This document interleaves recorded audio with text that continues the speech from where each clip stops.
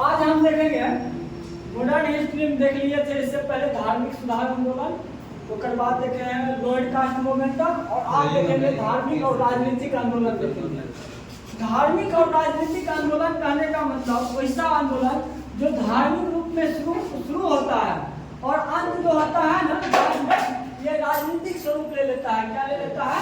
राजनीतिक स्वरूप ले लेता है। कहने का मतलब कोई धार्मिक से शुरुआत होता है, बाद में क्या होता है कि राजनीतिक के रूप में समाप्त हो जाता है। तो ऐसे धार्मिक और राजनीतिक आंदोलन जो चला था बहुत सारा चला था, जिसमें पहला चला है सन्यासी आंदोलन चला है। सन्यासी विद्रोह तब चला था कौन? फकीर आंदोलन। तीसरा चला था पागलपंथी आंदोलन। चौथा चला था कौन? बहावी आंदोलन। पांचवा चला था कौन सी? उका आंदोलन। और छठा चला था फ्राइडे आंदोलन। तो ये सब जो आंदोलन है कैसा आंदोलन है? तो धार्मिक और राजनीतिक आंदोलन है। ठीक है, तो सबसे पहले पढ़ेंगे हम सन्यासी आंदोलन। तो सन्यासी आंदोलन जो चलाया गया है कहाँ चलाया गया है? तो बंगाल में चलाया गया था। ठीक है, कहाँ चलाया गया था? तो बंगाल में चलाया गया था। और किसने चलाए थे? तो गिर संप्रदाय के सन्यासी लोग चलाए हैं। क्या चलाए हैं? गिर संप्रदाय के सन्यासी लोग चलाए थे। तो क्यों चलाए थे? इसका कारण था कि बंगाल में जिस समय चला था तो उस समय 1770 में क्या हुआ? बंगाल में आधुनिक अकाल आया था। और ये अकाल जो आया था ना ये जॉन कार्टियर के समय में आया था। उस समय बंगाल के गवर्नर हुआ करते थे जॉन कार्टियर हुआ करते थे, उनके समय में ये अकाल आया था। और उसी के समय लमसम में जो सन्यासी लोग तीर्थ यात्रा पर क्या कर दिया गया? बैन कर दिया गया था। और यही कारण सब सन्यासी लोग अपने अधिकार के लिए ये क्या कर दिए? आंदोलन कर दिए। और बाद में अकाल भी पड़ा था, क्योंकि अकाल वाला भी कृषक जबरदस्ती क्या होता था? काजस वसूला जाता था। शुरू सन्यासी के द्वारा किया गया और धीरे धीरे इसे बहुत सारे आदमी मिल करके इसका स्वरूप कैसा हो गया? राजनीतिक हो गया है। कहा जाता है पहले के धार्मिक लेके शुरू हुआ और राजनीतिक लेके इसका खत्म हो गया था। तो आंदोलन को चलाया गया था तो सन्यासी के द्वारा। और कहा जाता है जब आंदोलन चलाया गया तो आंदोलन के दमन कैसे किया गया है? तो दमन करने के लिए जब वॉरेन हेस्टिंग्स का कार्यकाल आया तो वॉरेन हेस्टिंग्स ने सन्यासी आंदोलन को क्या कर दिए? धीरे धीरे दमन कर दिए थे। और वॉरेन हेस्टिंग्स पहला बंगाल के गवर्नर जनरल भी कौन नियुक्त हुए थे? तो वॉरेन हेस्टिंग्स जी नियुक्त हुए थे। सन्यासी विद्रोह की सन्यासी आंदोलन की जानकारी हमको आनंद मठ से मिलता है। कहाँ से मिलता है? एक आनंद मठ कौन सी है? पुस्तक है, उसी से कौन सी मिलता है? सन्यासी आंदोलन का हमको चर्चा मिलता है, उल्लेख मिलता है। आनंद मठ पुस्तक किसने लिखे थे? तो बंकिम चंद्र चटर्जी लिखे थे। क्या लिखे थे? बंकिम चंद्र चटर्जी लिखे थे। और इन्हीं का आयोग है सत्यम शुक्लम वयम शीतलम वंदे मातरम। इसका भी स्लोगन क्या लिखे हैं? बंकिम चंद्र चटर्जी लिखे हैं। और कहा जाता है कि जो सन्यासी आंदोलन का मुख्य नारा था ना ओम मातरम था। इसका मुख्य नारा क्या था? ओम मातरम था। और कहा जाता है इस सब का मेन उद्देश्य था अंग्रेजों को बाहर भेजना, मतलब अंग्रेजों को भारत से खदेड़ना, या जो जमींदार थे जो गरीबों को शोषण करते थे उनके विरुद्ध में यह आंदोलन क्या हुआ? खड़ा हुआ था। और इसका मुख्य जो एकता जो मिला है वो हिंदू मुस्लिम की एकता का अथी मिलता है, इसमें बंधुत्व मिलता है। इस आंदोलन क्या मिलता है? हिंदू मुस्लिम एकता का बंधन मिलता है इस आंदोलन के दौरान।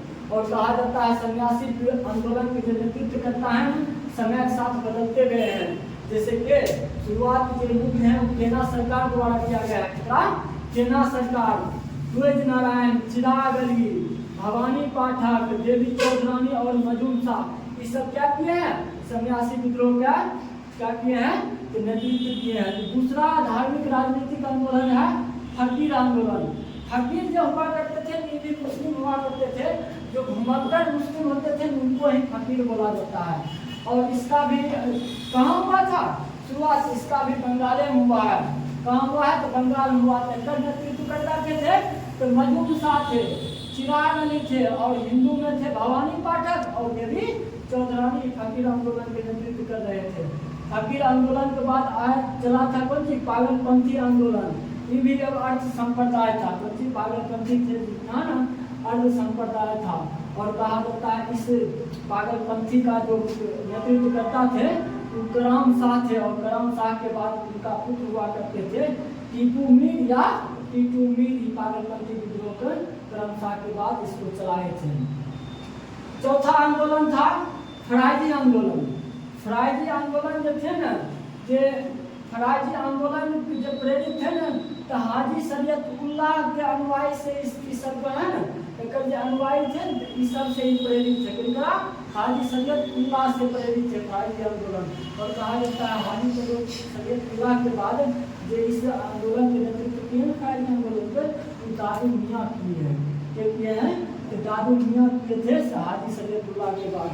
और कहा जाता है अंततः ये फराइजी आंदोलन के बाद जो है ना, ये बहावी आंदोलन में मिला दिया गया था। इस आंदोलन में, किस आंदोलन में?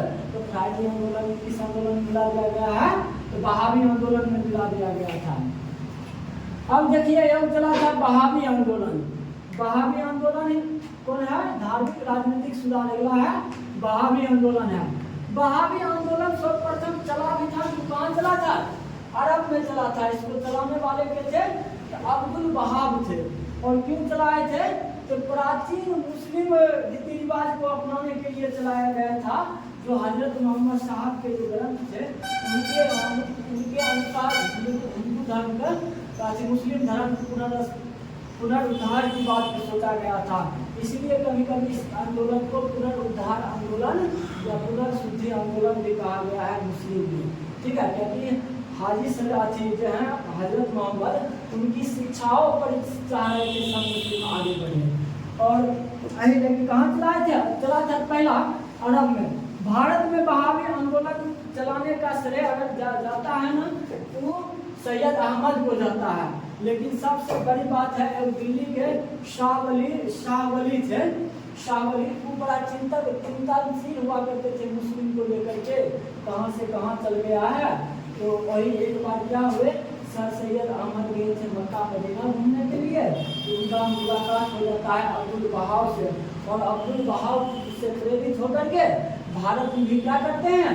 बहावी आंदोलन की शुरुआत करते हैं कि सैयद अहमद बरेलवी, क्योंकि बरेली के रहने वाले थे, तो इनके शब्द में जोड़ा गया सैयद अहमद बरेलवी जोड़ा गया है। और कहा जाता है जब चलाए थे कि पंजाब में जो है ना, पंजाब में सिख के विरुद्ध जिहाद का नारा लगवा दिए थे के, तो यही लगवा दिए थे सर सैयद अहमद बरेलवी। और कहा जाता है सैयद अहमद बरेलवी 1831 में बालाकोट के युद्ध में क्या होते हैं? मारे जाते हैं। और मारे जाने के बाद बहावी आंदोलन का केंद्र अगला जो बनता है, मुख्य केंद्र कहाँ बनता है? तो पटना बनता है। और पटना में नेतृत्व क्या करते हैं बहावी आंदोलन का? अली मंदू करते हैं। और अली मंदू का नाम क्या था? तो विलायत अली और इनायत अली नाम था। और कहा जाता है इसके प्रमुख सहयोगी जो थे ना, तो सहयोगी थे के मौलवी कासिम और अब्दुल्ला जो है उनका सहयोगी थे। तो अगला जो धार्मिक और राजनीतिक आंदोलन चलाया है, टूका आंदोलन चलाया।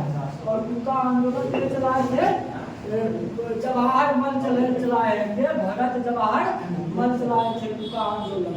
और कहा जाता है इनका जो निकनेम था ना, सेन साहब भी था। और इन्हीं का सिंह हुआ करता था राम बालक सिंह। और राम बालक सिंह का जो शिष्य हुआ करता था ना, राम सिंह था।